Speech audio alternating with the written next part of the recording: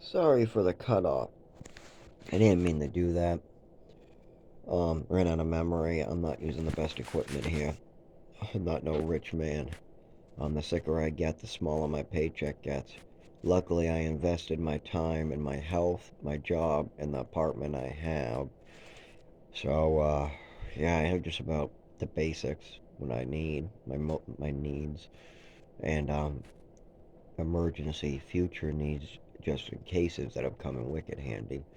Because that's mostly all I worry about is needs now, needs in the future. Um, and I mean like needs, like food, clothing, shelter, heat, transportation to work, stuff like that.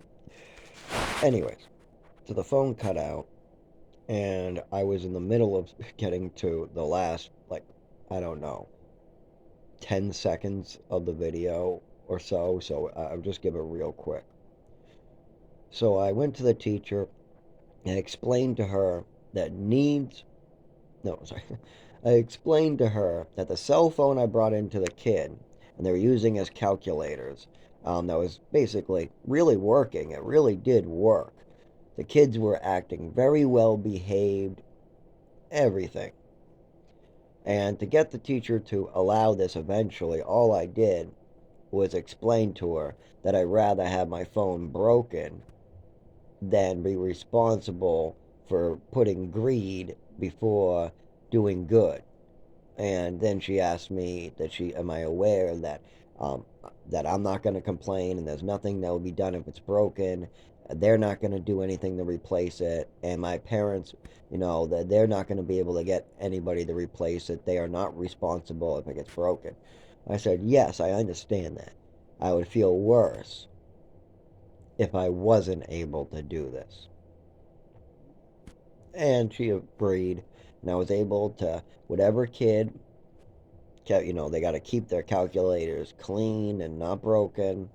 They got to do their work and they got to be well behaved. The kids all did that. There was only one small exception, and none of them broke my phone. I got my phone back just fine. One exception was one kid thought he'd be a smartass and changed the password, thinking maybe he could always use it because if no one else could get into it, then of course then he's the only person that could use the calculator, right? All he has to do is change the password because he saw me put it in. He must have saw me put it in because he put in my password to change the password. Anyways, at this point, I told him I was going to need the password to get into the calculator because I got to do stuff on my side, which the kid cried a little bit. I told him it's okay. I just need the password. I'm not angry. I just need the password because I got to go to a crappy side over there and do the crappy stuff like this myself.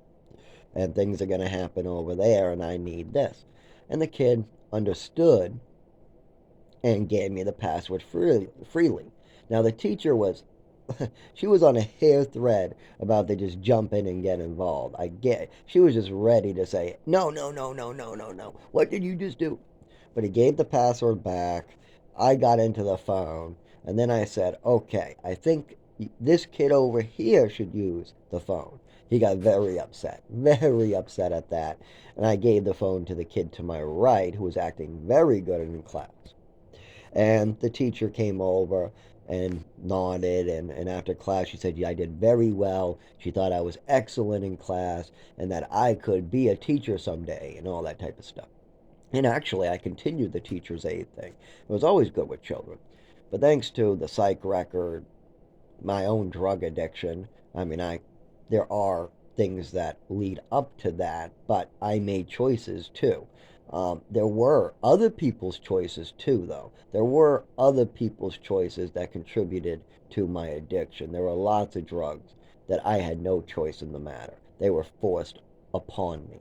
I mean, you give double doses of Thorazine mixed with all different meds to a child or even an adult, and that's a high. Oh my God, there are people who buy Thorazine. They like the high so much. I'm not even kidding. And a part of that is because in the programs we all know all the pills because everybody's playing pill poker. Every new kid gets asked by what do you want? What do you want? What pills do they give you? I got this, and this. And another kid goes, oh, well, I got BU. I take these. Oh, yeah, I'm on none. Oh, yeah, well, I take this. Oh yeah, well I got this one. I got a controlled substance that gets you stoned. That's how all the kids used to talk. All the way up, going all the way up from about 5 years old in the programs, 4 years old. It's a little more discreet, unknowledgeable crap. Just like I take pills. Oh no. Oh, I do too. Oh no. By the time you're 10, it's well, I take more. No, I take more. By the time you're 15, it's the guy who takes less is more. By the time you're like 18 or so, it's a bad thing. Anybody who's on like three is like, okay, what? Oh, where's your paperwork? By the time you're 20, they realize that a lot of it's bullshit and people are selling it left and right. People got fake conditions. People are making up conditions. People have conditions that they don't want but are forced upon them. I see all this in and out of the shelters is crazy. You got people faking conditions for pills. You got people getting pills they don't need and just throwing them away. You got people having pills forced upon them. You got people taking pills convinced that they need it that don't. You got people literally getting prescribed pills who figured out they didn't need a pills and ending up selling them. You got drug dealers trying to get pills off these people and drug dealers trying to learn how to be psycho so they can get these pills. It is psychotic what these psychiatrists and doctors have created in America. You spend 1 year talking to any group of people in the shelter about medications and what they get and what their conditions are, and then actually get to know those people. And it is very often worrisome. It is very, very worrisome. Not only how some of these people act and choose to act around these doctors, but also how these doctors choose to act around these patients. There's some horrific stuff going around. There are some doctors just, oh, I don't even want to go into it. Anyways, so you always got to put human life before material need, before money, before phones, because if you don't, you'll become part of the problem. You'll get manipulated into being part of the problem. And that's part of evil. Evil begets evil. Hate begets hate.